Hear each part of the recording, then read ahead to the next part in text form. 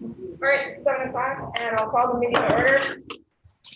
Pat, meeting notes verification. Eric, would you like to lead us in the pledge? Pledge allegiance to the flag of the United States of America and to the republic for which it stands, one nation, under God, indivisible, with liberty and justice for all.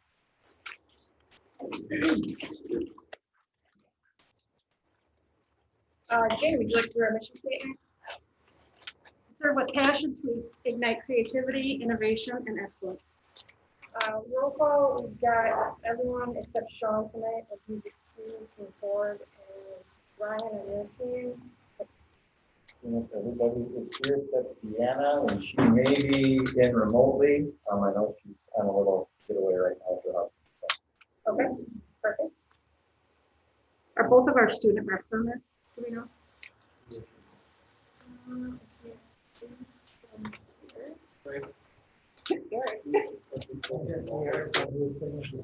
Yeah.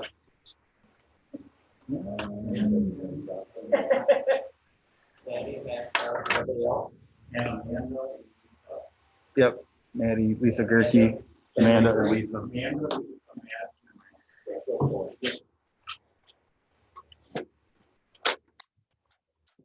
Okay, and I'll entertain a motion to approve the agenda. Second.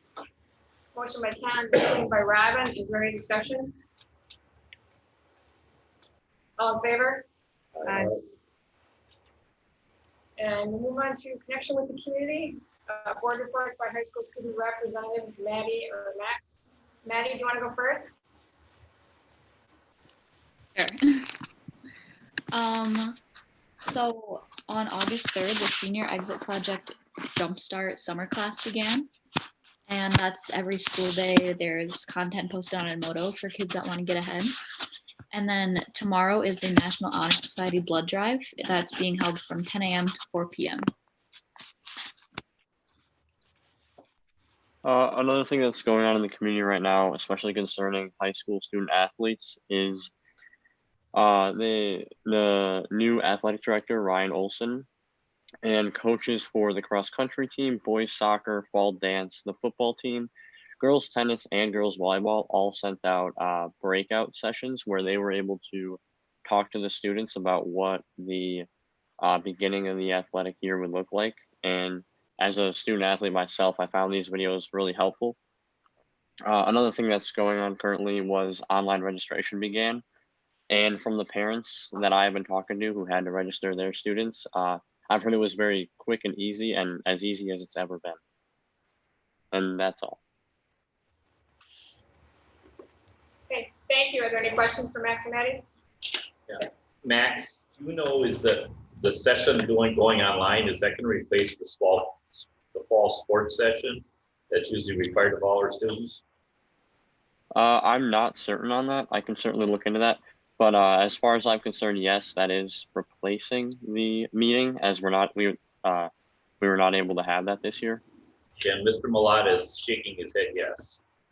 Oh, yeah. Okay, sorry. Thank you. Any additional questions?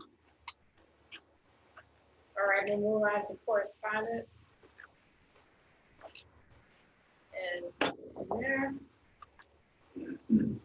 Next is citizen participation at board meetings, board policy 186. Citizens wishing to address the board will be asked to register prior to the start of the public comment section. Tonight we have Joe Salem. I don't have anything to address at this time. Okay, now is your time to make a statement. So, I'll pass that at this point. okay, thanks.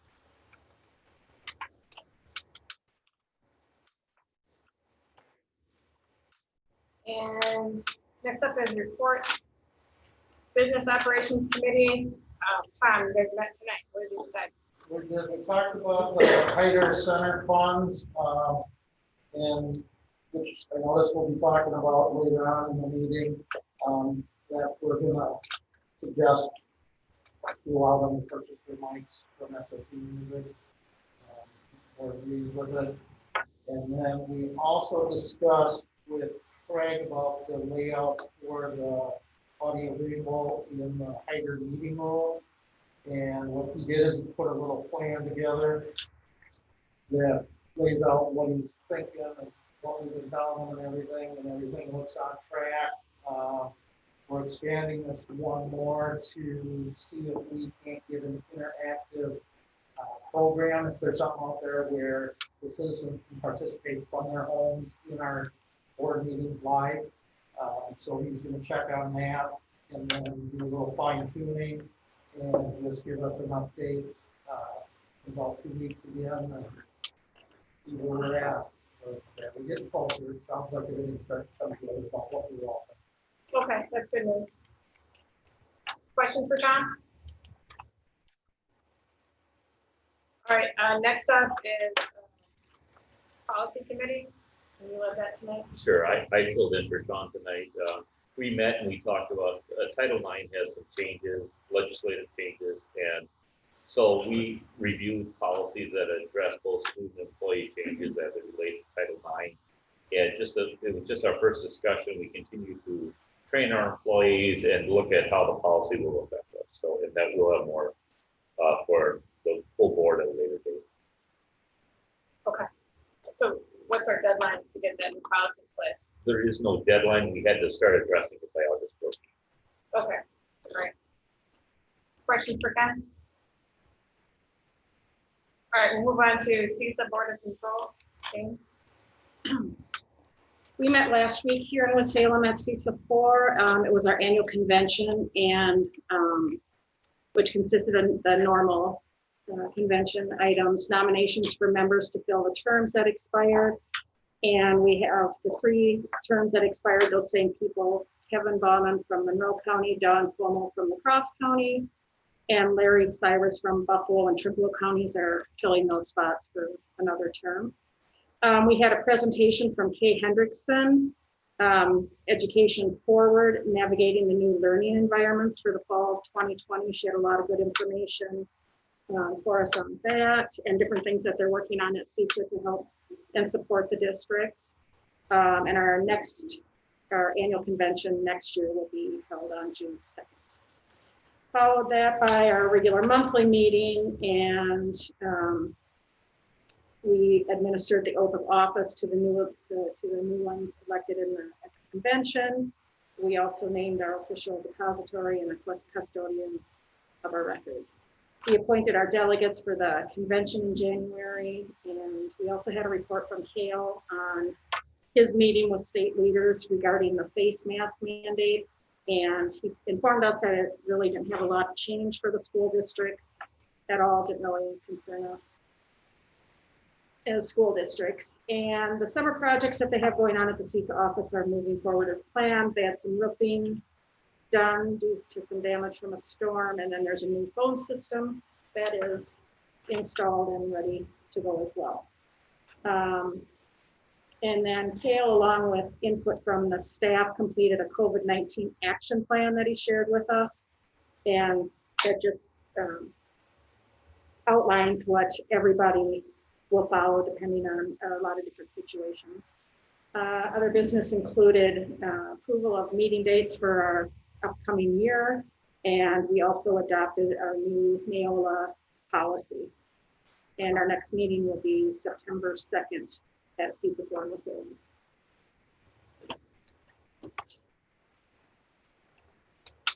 Thank you, Jane. Questions for Jane? All right, next up is district strategic initiatives by superintendent cabinet team. Are there questions about those attachments, or Ryan, do you have anything else to offer?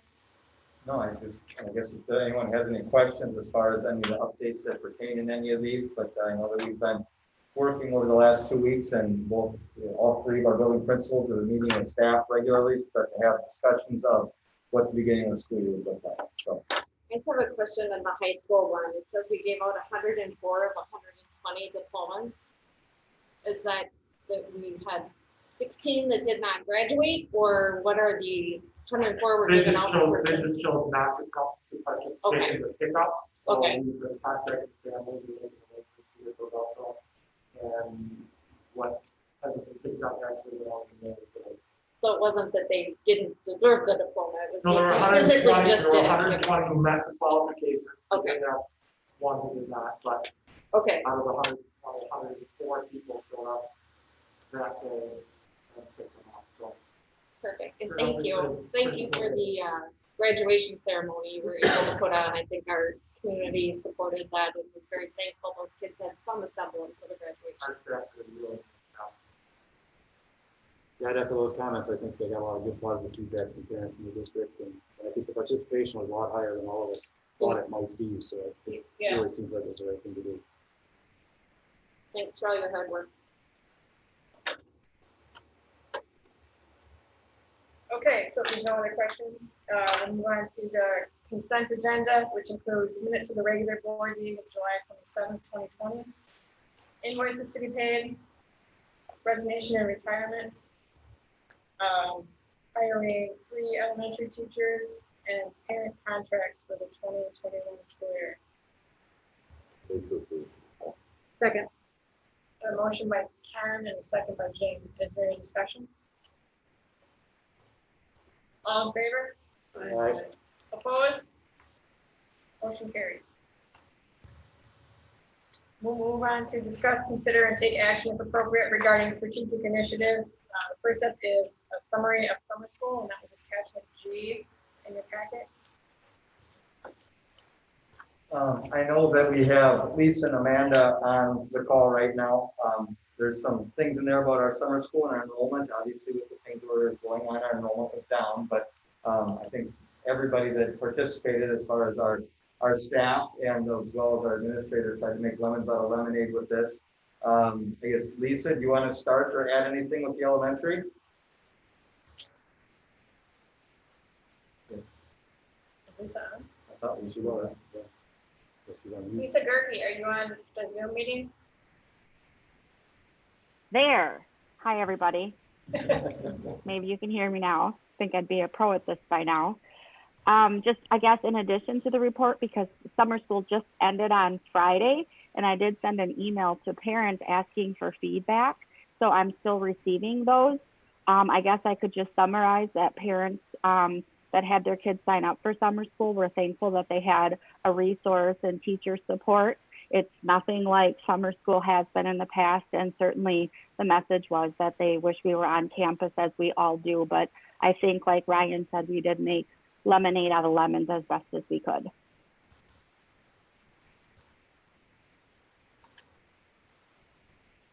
I think they did a really nice job of setting up a protocol for things to do with between the staff and the teachers. I know I can just speak from my experience as a parent.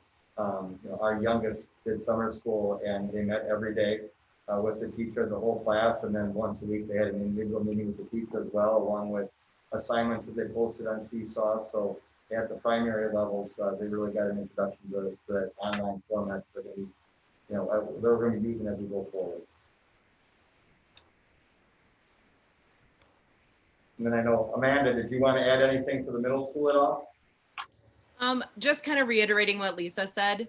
At the middle school, we kind of took a break from it before we did registration because we really wanted to think about what would work best for the kids. Teachers were very creative and innovative with it. I think I pointed out the 5th grade zooming into 5th class, which was a big hit with incoming 5th graders. That transition is hard for them to begin with, and then this situation makes it even harder. So I think that was a great way to welcome them into the middle school, even before the web program happens. So if there's any questions. Thanks, Amanda. Does anyone have any questions? Do we know what the numbers were and how they compare to past years? The participation numbers for summer school? I think that was in the packet. I saw numbers, but I don't know what it was in past years. The numbers are here. What I can do is I'll get together stuff for next time we get together as far as comparison to last year, but I know it was down. And then I'd like to see how close they resemble our budget projections. Okay. Thank you.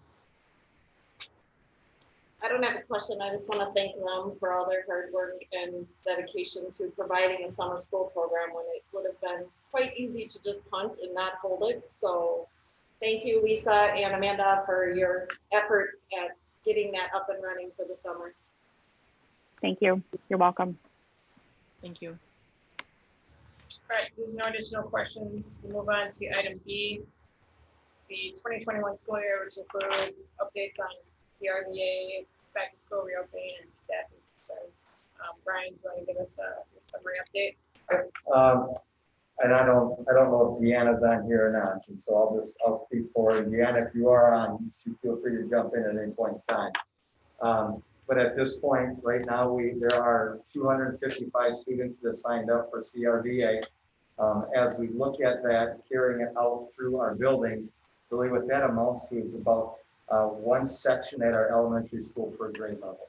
And so, and I know Mrs. Begg says here as well, but what that's looking like is that one of our teachers per grade level will pick up those CRVA kids. So a positive of that will be that our kids will still have our teachers, which we didn't know that if that would have been the case going in. But as we sit right now today, that's the way it's looking. We are picking up some of Bangor's kids as well, because Bangor's number of kids aren't large enough to constitute a class. So through our 6603 agreement that we have with the consortium for CRVA, we will be picking up some of Bangor's kids at our grade levels as well. So that'll be a benefit to us and their students. As we go on to the middle school, I know that Ben and Deanna are working on making sure we get that staffed, and that's a continuous process that they're continuing to work on. And the numbers are about the same there as well. It's about a section of kids. So we're talking anywhere from 21 to 24 kids per grade level through the middle school. And so we're looking at how we're going to handle that. And as we get up to the high school, I'm just going to look at some notes that I know Deanna sent me with that. We're still doing some work with that consortium at the high school, and we're working with all the 5 different high schools involved to make sure that our kids are going to be able to get all the courses. When all this initially started, there was the thought that all of our kids would be able to align or take those online courses.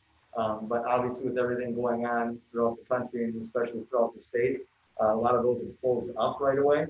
So we're working on making sure we can match up those course options that our high schoolers have across all of our districts with high school teachers. And I know that's something that Deanna is working on with the other curriculum coordinators, and those things look to or hope to be finalized up here at the end of the week.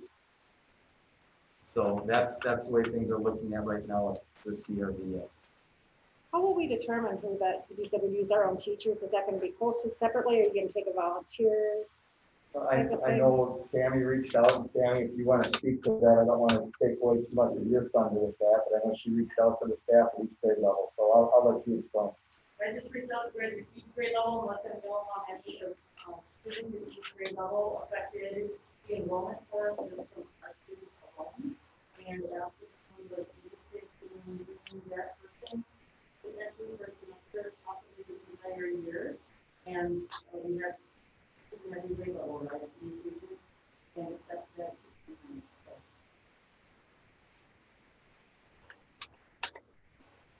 And what did you say, you're working on the plan for the middle school? Yeah, I know Ben and Deanna are talking about how to staff that, just because of how Ben works the rotations and everything at the middle school is very similar to the high school, but it's not as simple as it is at the elementary school, where you can take a section, a teacher out, and they take that group of kids, because of how Ben has his section set up and everything at the middle school. It gets a little more complicated than that. So I know he's working with Deanna, and I don't know if you want to share anything else, or. We'll work together on a couple different options, but the difference that the elementary schools, that they have those kids all day, so it's cleaner full section. Whereas if you approach it just like, well, I'm going to pull a teacher out, but then they need to be replaced with those kids. So they all need to be with them. So the flip of the flop always in the middle school. So we're looking at a couple different options. We'll finalize something this week. Sure. Thanks, Ben. Yes, Ken. And Ryan, I had a question on the high school. Yeah. And then in particular, seniors, we have certain graduation requirements. How are we going to make sure this year with the CRVA they meet our graduation? Well, I know those are going to be things that those kids are still our kids. So, if they're a high school student, then I know that Mike and Justin and Deanna can continue to have their eyes on them. And part of the requirements, part of our graduation requirements at the high school is that they complete the FCP and whatnot. And that's something that's part of those requirements. And we're still working on, making sure that we have attendance and whatnot with that, and working on some wording for that. And I passed some things on to our administrative team here this afternoon for us to look at tomorrow. Thanks, so good.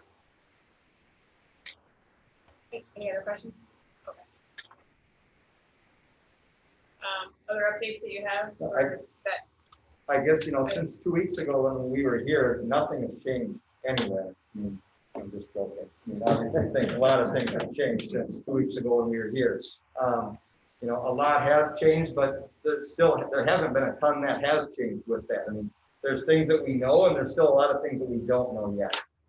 So 2 weeks ago, I think, we all sat here and as difficult as it was, we gave out that recommendation to start the school year virtually.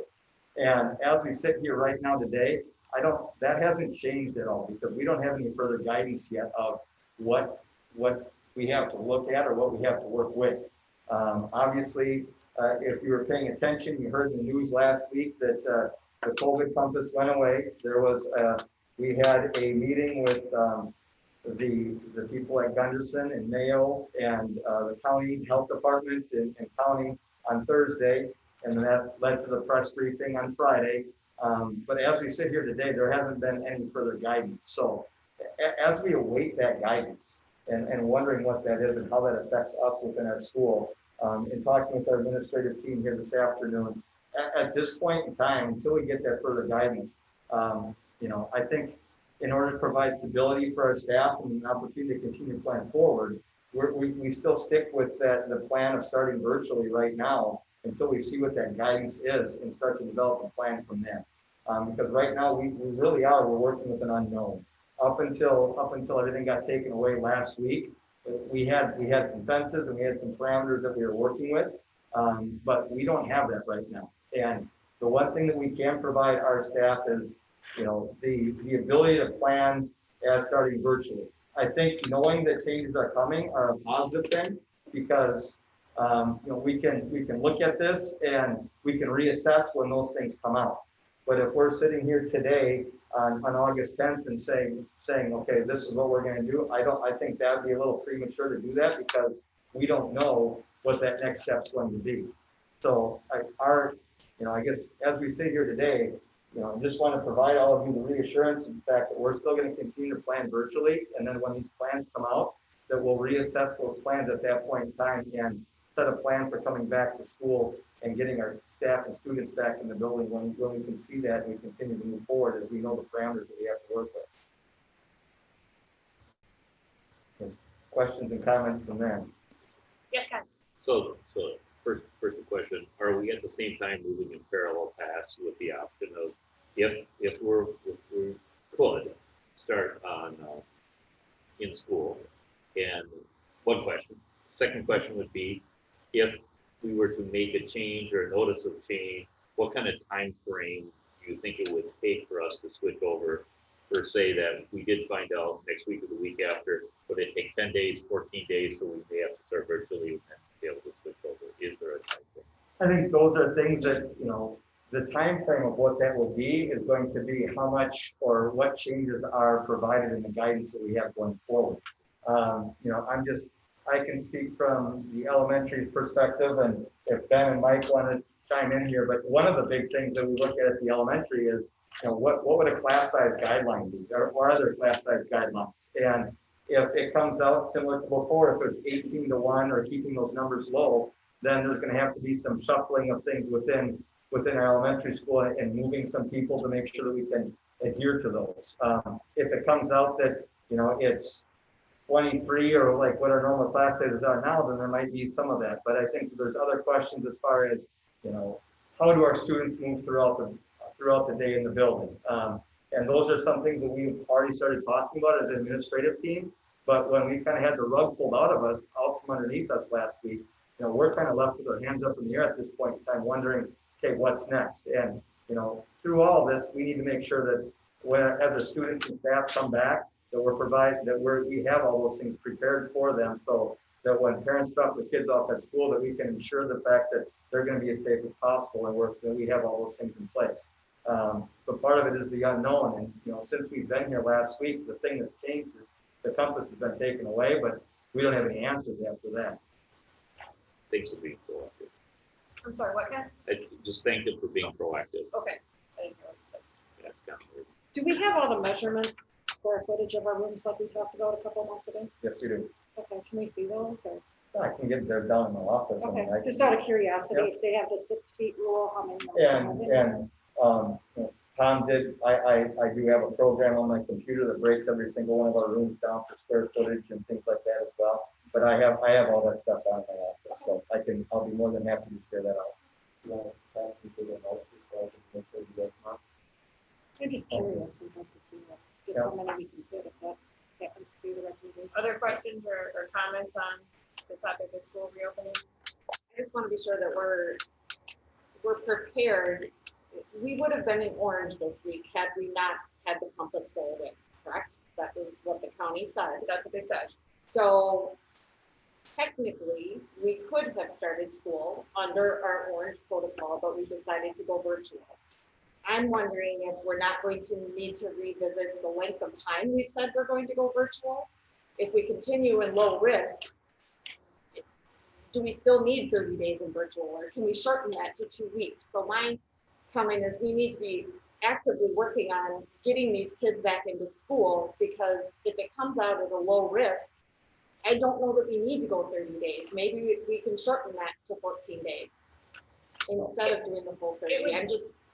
We just need to be proactive and have some deadlines of when we're going to have that stuff done and ready to go. And that's why I said that we want to reassess this when this comes out. So, you know, I don't want to sit here tonight and, you know, I know that we have a lot of teachers that are watching out, and, you know, I want to thank them for all the work that they put in over the last 2 weeks to get ready for the start of virtual, and with our administrative team and all the work that they're doing.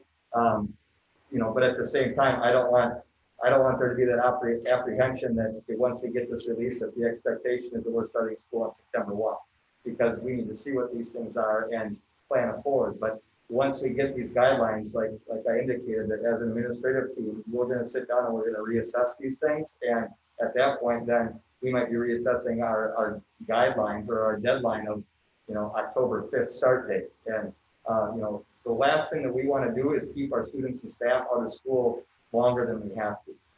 But at the same time, we want to make sure when we bring them back, we can bring them back as safely as possible. So those are things that we're going to continue to look at. And as we get those, we'll sit down as an administrative team and then come back with what we feel is a reasonable timeline for us as we move forward. Right, so it was my goal as a board to get students back in the classroom as soon as possible. But it needs to be. That's my comment with this, is it feels like you're given an opportunity that we have pulled up, the rug pulled up from underneath us. And that if we are developing parallel tracks a year, we're going to have to be flexible. We're going to have virtual, most likely. We're going to have in-classroom, most likely. We're going to have blended, most likely. The details of that could be changing and evolving based on guideline and guidance, but having the ability to move on fairly short notice in time chunks of a week, 2 weeks, or 3 weeks in and out of those phases was something we've been talking about from the beginning.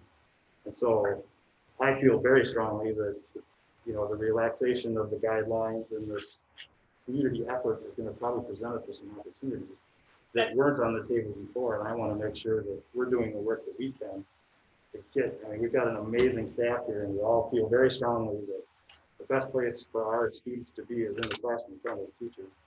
And I just want to make, you know, I think that's not the word in anybody else's mouth, but the general tone of the questioning is that are we preparing multiple tracks, because we're all going to have to be flexible as we move in and out of these things. Yeah, I would offer that all of the virtual planning that's been done up until today and beyond is will be able to be used at some point during the school year. So, you know, we should look at it as throwaway work if we make the decision to go back to the classroom. I mean, this is all keyword. To make sure that we're ready to. I just want to make sure we're doing that back to classroom stuff simultaneously, so when the opportunities there, we're ready. And I realize we don't know exactly. Was any indication given as to when these new guidelines or recommendations will come up? You might, I mean, I think the talk last Next Friday week. is we, as superintendents, we put, they were talking a couple of weeks or whatever on Thursday, and when we were in our meeting with them on Thursday, as superintendents, we spoke up, and we said we need it sooner than that, so we know what parameters we have to work with. My hope would be maybe by the end of the week, so we can start looking at that. I don't know if that's realistic or not. But, you know, kind of like to Eric's point, and I know that the middle school, high school, and when I say that, I'm talking 6 through 12. I think there's a lot of similarities with how students transition in grade 6 through 12, and they have a very you know, synchronous plan going forward with how they can do that with those kids. And you know, they're kind of looking at it as phases, and phase 1, phase 2, phase 3, and all of them can intermingle at one point in time. So, and I know Mrs. Dykes has been working with Mrs. Gerke, the same thing over at the elementary school. You know, but I think, you know, one thing to remember here too is we're driving a cruise ship here, and the cruise ship doesn't necessarily corner like a jet ski. And so, you know, it's going to take some time to make this turn. And I think part of it is making sure we can see those guidelines that we have. But there's nothing more than we want to have our kids back. And I know as a dad and father myself, and talking with my neighbors and other people, that they want their kids back as well. And so it's our obligation to look at these guidelines and try to reassess our situation as we get those and see how we can work within them.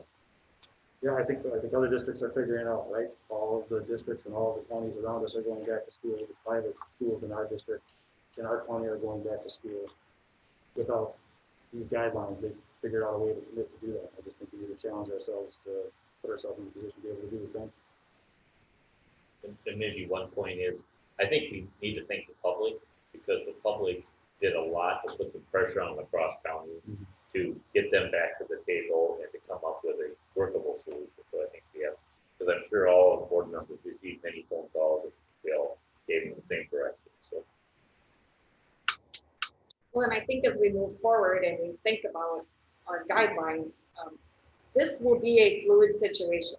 It will change most likely week to week, and we're going to be inviting back 20,000 college students in a month from now. I can guarantee you this will change. We need to be ready to flip back and forth between being in person, and if we have an outbreak, we may need to go virtual. So I think perfecting all of these plans to be ready to flip back and forth as we need to is what we need to be doing. I just wondering if we can't shorten the duration of where we made a decision earlier. And if it comes down to when we finally get guidelines or get some recommendations from the advisory committee and take it from there.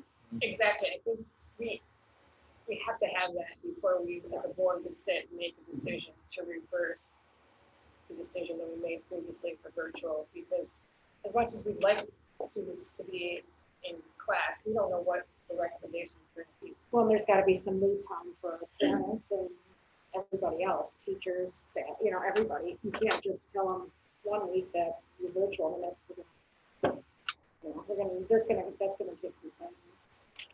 Totally need some flexibility, because I think we just all want to verify that when we sit back in this room in a week from now, that the work's been done to prepare something that should they say we can start school, we can hopefully do that in a timely manner. And maybe not be 30 days, if it can be shortened, that would be better.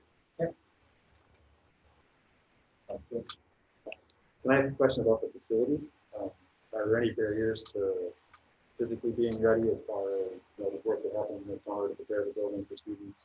I realize that there are guidelines about square footage in classrooms that have to be furniture and things like that. But, our buildings are clean. You know, I know that we have plexiglass shields up in our offices and working on sanitation stations. I know that's been working on protocols and stuff like that as far as isolation areas and whatnot if someone would have symptoms. So, you know, as far as the nuts and bolts behind if we come back, those things are close to being finalized and ready to go. we have the flexibility in our contracts for food and things like that to be in school for a couple of weeks, out of school for a couple of weeks. You know, I mean, I don't know how we buy food. I know Emily does that. And Sean, I don't know if you've been working with Emily as far as that goes. I just asked the question about flexibility in our food supply, you know, to be in class for a couple of weeks and then out of class and virtual for a couple of weeks. And is Is that, do we have that flexibility in our programs to? We actually arrange for the vendor or what just in the order of time right now. She's worried about, if we start virtually, we'll have to lean towards curbside pickup or delivery, sending out a survey to the families. So she's planning on staffing and same thing with the vendors. And as we flex throughout the year, we'll have to have the flexibility to. And transportation, I'm sure Ryan are looking at this.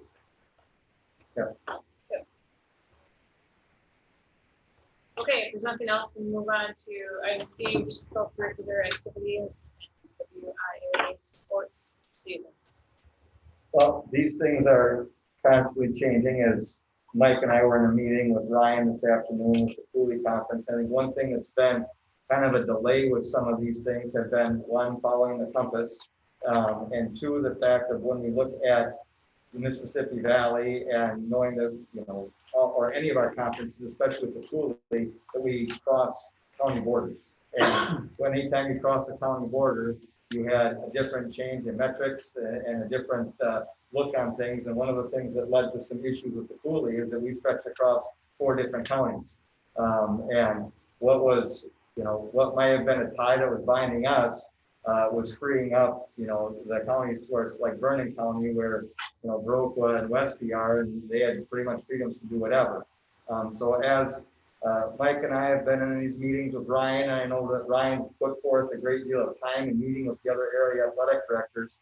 And, really as we continue to move forward here, our recommendation is that we just continue to follow whatever guidelines are provided to us at that point in time and go within those. So, however, with that being said, there's some questions that we have as far as when we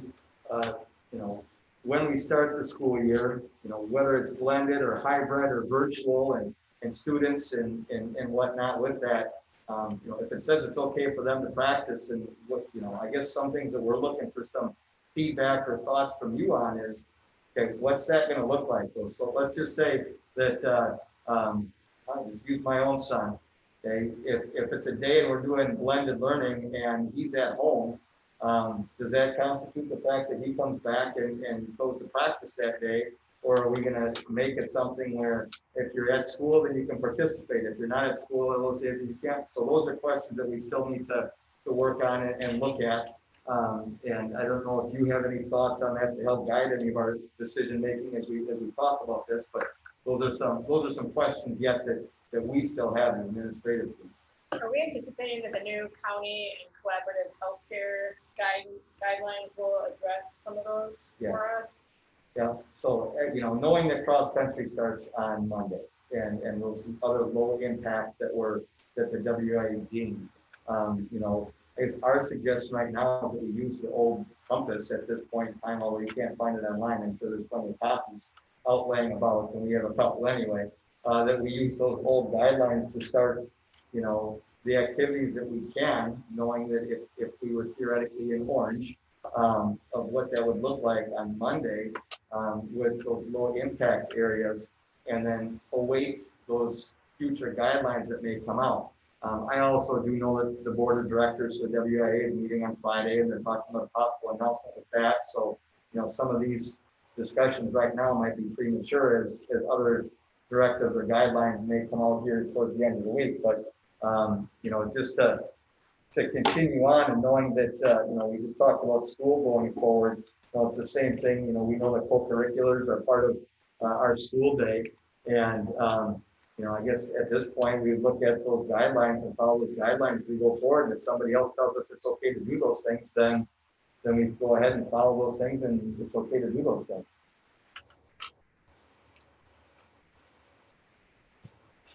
Thoughts? I'm actually 100% agreeing with you. I have the old compass, which I think everybody probably has, and I'll just take tennis for an example. If we're in orange, which is what we expected, yes, with physical distancing, not household members. So I think as long as we follow those guidelines, whether it's cross country or tennis or whatever sport, as long as we maintain those, I don't see any reason that we don't move forward with them. And as far as your idea of whether they're in school or not, as long as they're under our education direction, I believe they participate every day. I agree. I agree. Robert or Jane, you guys want to weigh in? I say, I mean, do we want to get them started and then have the WIAA reverse of putting some other guidelines that we can't follow? What do we do now? I guess my concern. We don't know what the WIA will do, but that should stop us from assuming and going forward with the plan. Right? I mean, we know the meeting on Friday, but we don't know what they might decide. Yeah, the worst thing we can do is not prepare. So I think we prepare as if we're going forward, and we find out, James, your point that Friday they say, well, there is no cross country, then we'll have to deal with it then. But at this one, I think we have to move forward as if there is. These kids, especially cross country, I know they've been practicing all summer long. The tennis kids, you see them on our road running, getting ready for volleyball, whatever sport it is. So these kids deserve to get to some normalcy, especially if we can provide. No, I think the student body does as a whole, so they're not any different. So how do you answer the question then that I hear?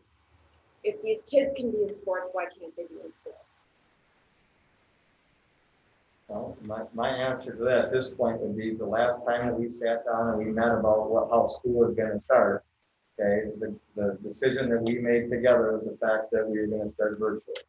And that was based upon the guidance that we were given at that point in time. And we just got done talking about that, we're going to continue on with that same plan right now. And then when we get further guidance, then we'll reassess that timeline when that time comes. As we look at the directions that were given out, we know that fall sports always start before school starts anyway, as that would be. If we're going to hang our hat on the fact that we're going to follow the guidelines that are given to us, then I guess our recommendation is that we continue to follow those guidelines and we leave those the way that they lead us. So then what guideline are we following, red or orange? Because if we're following orange, that has kids in school as well. Excellent point.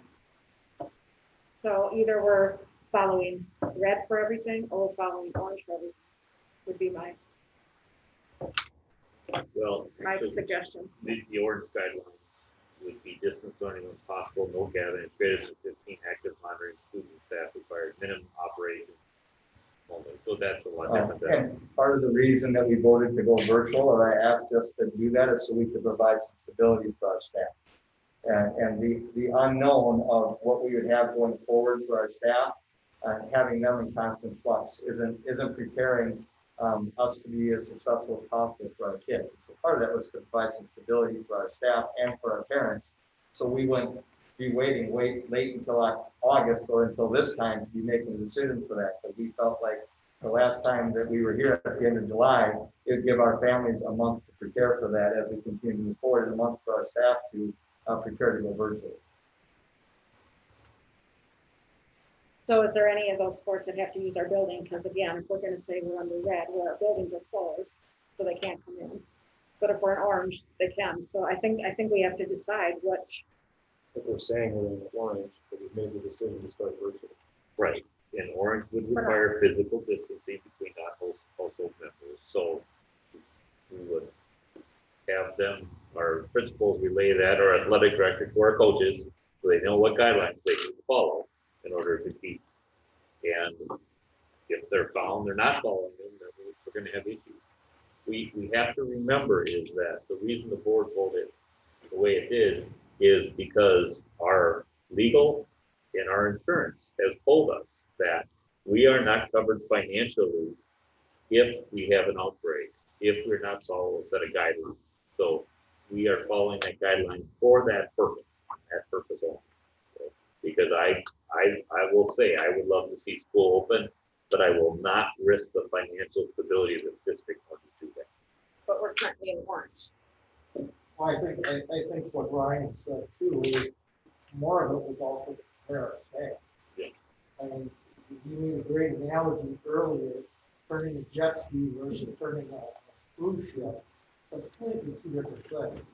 No business can just all of a sudden instantly change direction. So what we're doing is we're preparing adequately, in my opinion. We are an orange state, but because of legal reasons and everything else, we all agreed to hold first month virtual, just to give stability to our staff and to our parents.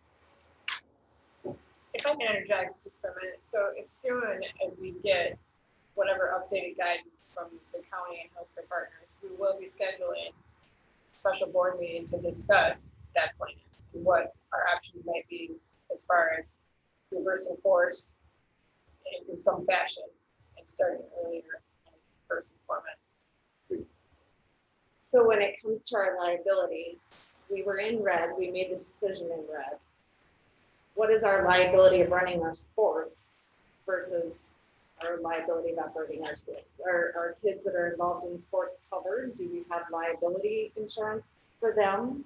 We're not in conflict with the There is county no guidelines because there aren't. There any. is, that's just There is it, no is there isn't, there isn't. The WIA has guidelines though as well, so you'd be following WIA guidelines at this point. And, then we wait the further guidance that would come up from the county compass. And from our understanding from our meeting on Thursday and from the press conference, those are going to be pretty comprehensive to encompass a lot of areas, including an area that, with co-curriculars that we haven't talked about yet, and that's music and everything else that goes along with that. So we're waiting for those to come out as well. And, I think it's one of those things where as we go forward and we're looking at our coaches, our student athletes, and our teachers, it's something that we can, if we say that we're going in accordance to the guidelines or that those things that we have presented to us, then we continue to do that along the way.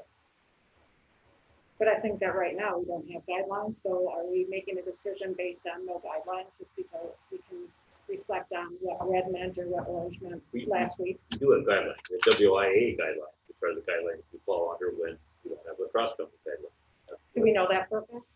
For liability purposes? WIA. WIA has guidelines, and as long as, we follow some guidance from health professionals and whatnot, as far as those things go, I mean, put it this way, if we were supposed to be socially distant and we purposely did socially distance, okay, that would be, that'd be holding hard if we ignored that. If, there was the talk of you needed to have outdoor volleyball, and I'm just using that for an example, and we decided to have volleyball inside, then we would be, we'd be ignoring a known harm at that point in time. So I guess, making sure that we take into account the guidelines that we have and that are provided to us, whether it's from the CDC, the WIA, Blue Cross County, whatever it might be, and we hold to those, then we're going to be okay.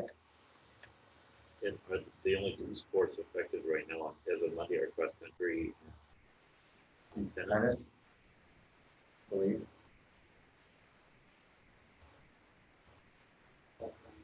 And golf.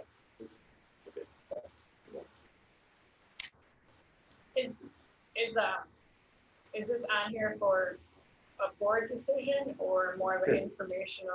I don't think of we us need to you weigh to, in? I don't think we need you to take action on it. It's just for an opportunity for you to weigh in as we go forward with it. Okay.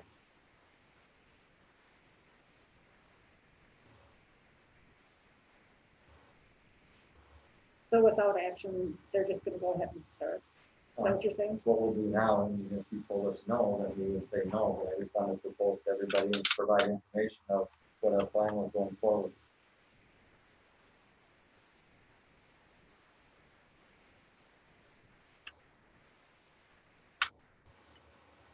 Does anyone have any concerns that they would like to voice? I just think we should wait for guidelines, that's just my opinion.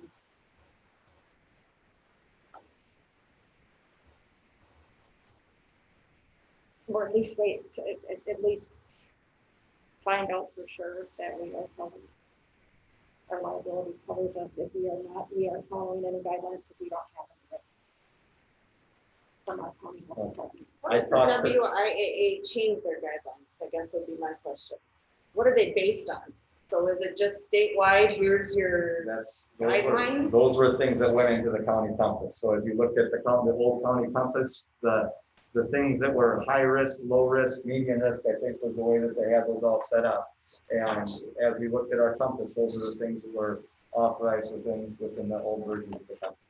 So you're saying that we're following the WIA guidelines that were under the orange portion of the compass? We would follow those guidelines that would fall under those parameters. But who knows what we are because that disappeared.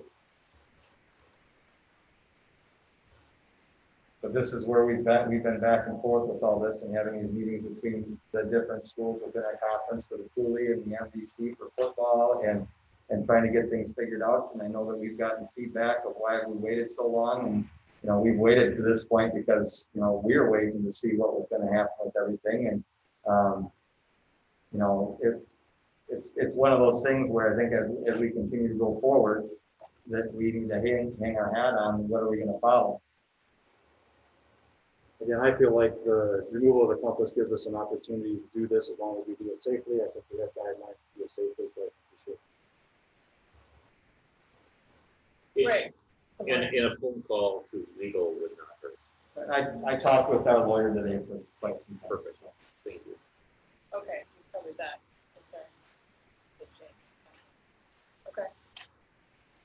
If there's no other discussion or questions, we can move on. Item D is notification to West Salem Hockey Association regarding 2021 ice season. Is that what you guys talked about tonight? We talked about that in business, and basically it was just, there is a deadline in there written on as of October 15th. If we weren't planning on turning the arena on with the ice, that we need to notify the Hockey Association. And this through our discussion is that we're not going to go forward and notify them. We just plan on going forward with the things right now unless we get further, information here at the end of the week or something. That was like August 15th, wasn't it? Yeah, so I think in order to start making ice around October 15th, but there was an August 15th deadline to have notified if we weren't going to start putting ice in the arena. So if we don't have a high school sport team, we're going to put ice in that arena? Is that what I'm hearing you say? Because if we don't notify them by August 15th, we're locked into doing that, aren't we? Well, we have the agreement with the Hockey Association. I talked to Tom a little bit further on this, and we do have that policy as far as the policy here. And Mike worked on this policy quite a bit. It's the facility use request for the use of our facilities and having that open. And I think that's something that as we continue to look at what that's going to be, we review that policy. But as we stand right here today, I don't think we're at a point right here today to notify the Hockey Association by August 15th that we wouldn't proceed as we would normally do right now, knowing that we do have other guidelines that are coming forward and waiting for further direction.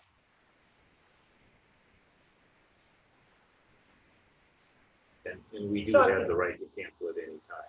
Well, that's my question. By not notifying them, are we setting ourselves up to be in a situation where we end up putting ice in there for something other than our own high school team? That's my question.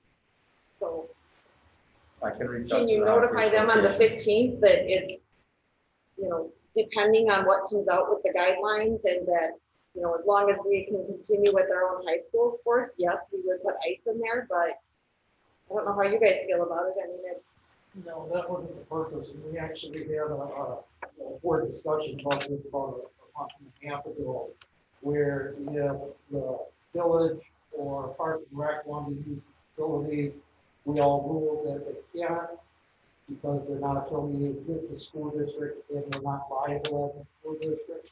It was under them, but they had to follow the criteria. Same's happening with the Hockey Association. They are not affiliated with the West Salem School District, and that is a community center. So even though the West Salem School District may not have a hockey team, if everything's still good according to all the guidelines and everything that, they can play, that's up to them. We had that vote a month ago. No, and actually the contract is the contract says the school district of West Salem reserves the right to cancel any scheduled West Salem hockey event at any time for any reason. So if we find that we're in red on October 10th, we don't have to forget it. But they don't have to pay either. Right. I think Robin's question was directed to incurring the expense to Exactly. operate the ice, where we only had the agreement with the hockey association for a certain percentage of that cost, right? Absolutely, yes. Okay. All right, any other questions? All right, move on to item E, use of the walking track and fitness center by the public. You know, as we prepare to come back to school here, you know, we're looking at our procedures that we're gonna have, and one of those procedures that we're gonna have is, you know, the lack of visitors within our buildings, especially during those school hours.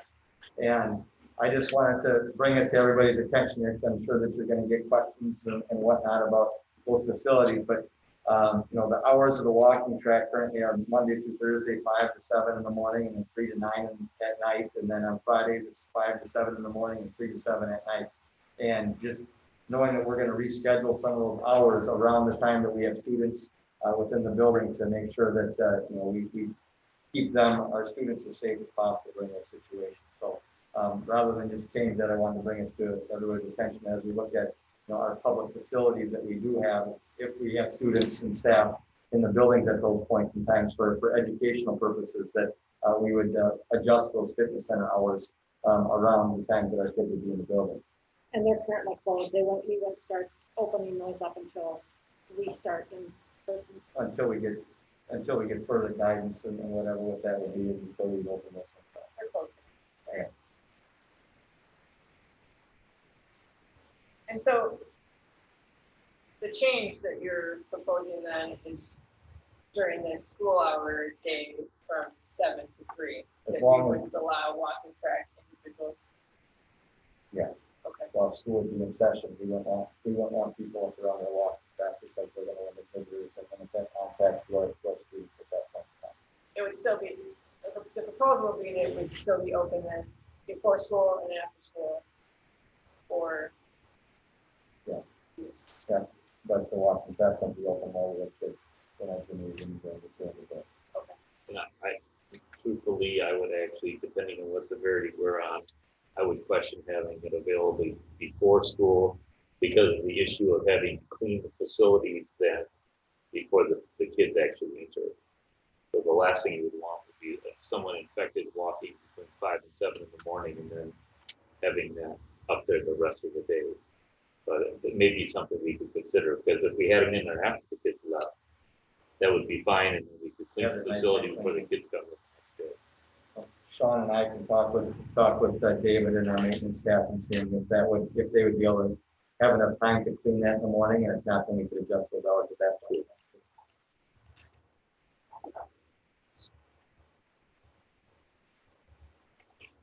Any additional questions? And you don't need a motion for that, I do. Okay, perfect. The next item is an informational item. I know Barb showed up tonight to be here as well. As we continue to go throughout and looking at the start of the school year, obviously there's the unknown that we ran into last year at the end of how do we pay our support staff.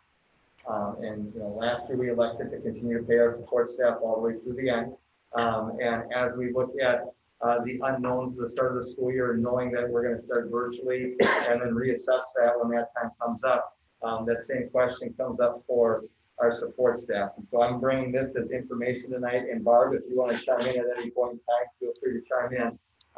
And really looking at, you know, if we would set up a special board meeting here, you know, for, you know, in the future, in the near future here, that this would be, you know, workforce engagement and development committee would meet before that to go over a couple of scenarios. But really, as we look at our support staff and going forward here, there's really 3 scenarios that we can look at with this.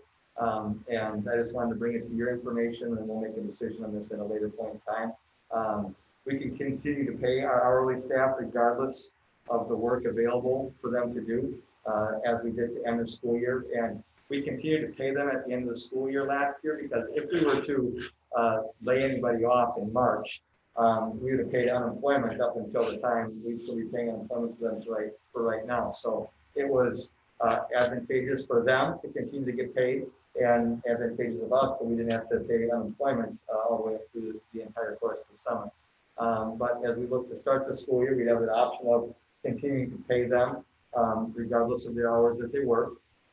We would have an option of paying our hourly staff for the hours that they do work during that month of September. So I know that we would have a number of our paraprofessionals that are going to continue to help and support staff, whether it's through student IEP needs or supporting staff in other ways through their virtual learning. I know that we would have some of our kitchen staff, our nutrition staff, excuse me, that would provide meals and whatnot outside to home deliveries. I know Emily was looking at some of those things, and then also looking at our maintenance staff as well. But we could pay them for the hours that they work. That would be an option. Or another option would be to furlough our staff and essentially lay them off until we began school back up again. And so I just wanted to bring this as an informational item. I know that Barb has been working with the directors of all of those areas and talking with our building principals about support staff and plans moving forward and preparing for that. So Barb, I guess, do you have anything else that you want to add with that? So, as we're sitting here and looking at the start of the school year, it's just something that I wanted to make sure that we have on our radar, and obviously for all of our employees out there that do just a tremendous job for our students. It's something I know this is something that's on the forefront of their minds as the school year is fast approaching, and the unknown of how we're starting school, or the fact that we're starting school virtually, what that means for them. And I know our building principals have been working to incorporate them in their planning and in preparations as much as possible. So those are things that we want to continue to look at, and I just wanted to bring that to everybody's attention as we start. If we would furlough them, can they get unemployment then?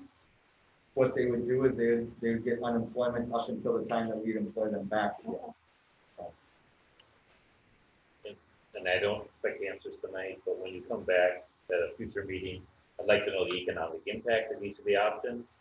And the second question would be, can we do this by job classification, or do we have to do this for the employees as a group? What do you mean by that? We have, I can probably answer that first question right away. I don't know unless you have a degree at rocket science that you could actually figure out the economic impact of unemployment. It's very complicated, and it depends on their personal situation, if they have other jobs, etc. I'm talking about the school's economic impact. Right, but that's what part of it would be, is what we would pay out of unemployment. But you should be able to give us a range from A to B based on the two scenarios you just threw out. I don't know how close I can figure it out. I honestly don't. It's very complicated. Okay. And the second thing you said was like job classification, and that is something that I think we will have to look at, because it would make more sense to do it by job classification. A para is going to be different than what a kitchen staff member would be, so yeah. Okay, thanks, Bart. Okay, other questions?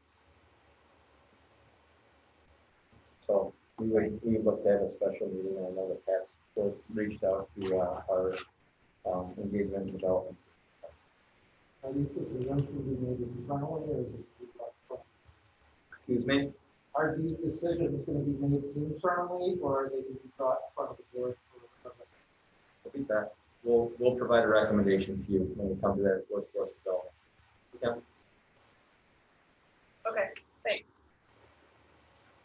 Next up is item G, which is use of the Hyder Center funds for equipment in the Hyder Center, and it's attachment I in your packet.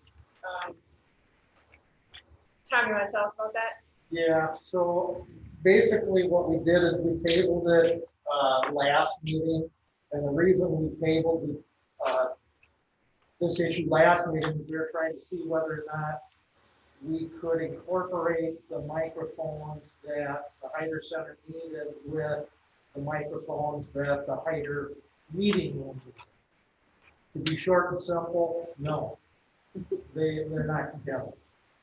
Once you get them hooked up, you don't want to, and what Craig is talking about and have to think about, it makes a lot of sense, is once they get hooked up, you don't want to keep on moving them because then you always got to adjust the squelch and everything that goes along with it.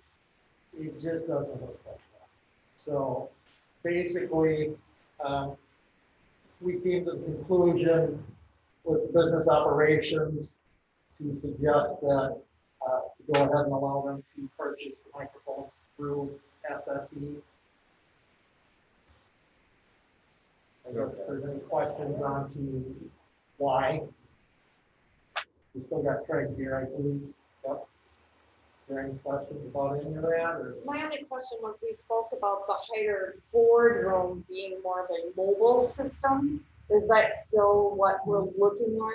Yeah, but that's completely separate than what we're discussing here for the funds. But yes, we're still on that path and it's looking awesome. We put together, like I said, we put together an awesome spec sheet.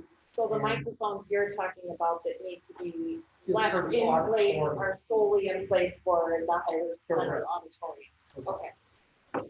And what was the recommendation for BizOps? Let's see, there's two different proposals and dollar amounts in the packet. It was for SSE. Say that again? It was, which was, remember the two proposals you guys had voted on. For SSE. Right, we voted on the SSE. Thanks. So do we need a? The board has. So you have to approve. It's over 5,000, so we have to- I'll move to approve. Second. Okay, I have a motion by Jamie and a second by Tom. Is there any additional discussion? All in favor? Aye. Opposed? And motion carried. Next up is item H, which is to set a date and time for a special board meeting. And as we discussed, the intent of a special board meeting, and you got a placeholder that was emailed to you for next Monday, would be to discuss the new guidance that comes out from the county and healthcare partners. So until we have that, I don't know that we should necessarily set the meeting. It might take longer than we think for it to come out. So, We, and, you know, in reference to setting a special board meeting, there needs to be a 24-hour notice ahead of anything. So I guess an option that we'd have, if there be anything that come out here Thursday or Friday, you know, we could call a special board meeting on Thursday or Friday for Monday, or if you want to set one right now as a placeholder, and then if nothing comes, then we can cancel at that point in time. So I guess it's a direction for you, and then I would work with Barb to set up a time where we have that workforce development committee to have a meeting if we wouldn't meet as a full board at that point in time, if guidance isn't given out. So we need to have workforce engagement before our special board meeting is what I'm hearing you say? Or not? We should have a workforce development committee so we can bring a recommendation for our support staff. Yes. Okay. why don't we just handle it all together? Do we just keep the placeholder now because we have that meeting ahead of the potential special meeting? And then if we don't need any of it, we can cancel it all? Is that what you said? Either that or we come in. Or we have can the still work- have the committee meeting? Yep. I say that'd be the recommendation that we go forward with, hold it as a placeholder and go from there. If we have something, we can have a discussion. If we don't, then we wait from there. All right, so Uh, It's the notice. of it. You need one board member request it right back. If you do a motion, then we don't need that. Okay. Okay. I'll make a motion then to tentatively have our a special board meeting set for next Monday at 7 with the committee meetings proceeding.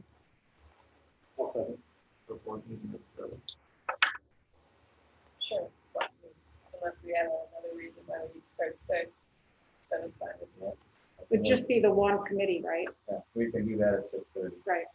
So have the committee meeting at 6:30 and the special board meeting rather at 7 if needed.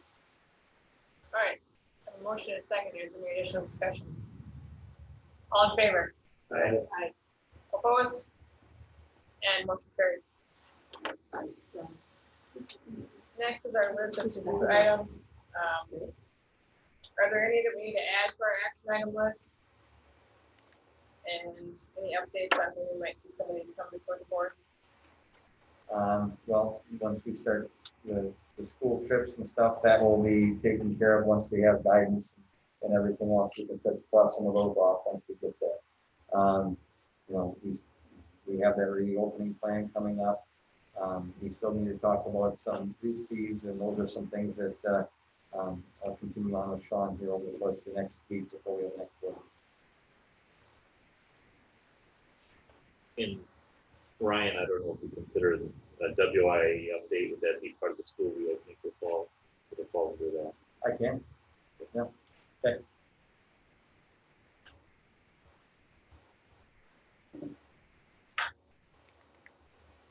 All right, anything else? All right, next moving to closed session, the board will discuss, consider and if appropriate, take action pursuant to Wisconsin statute 19.851C concerning employment, promotion, compensation, or performance evaluation data of any public employee over which the governmental body has jurisdiction or exercises responsibility regarding the retirement for professional staff. I'll take a voice vote. Jane?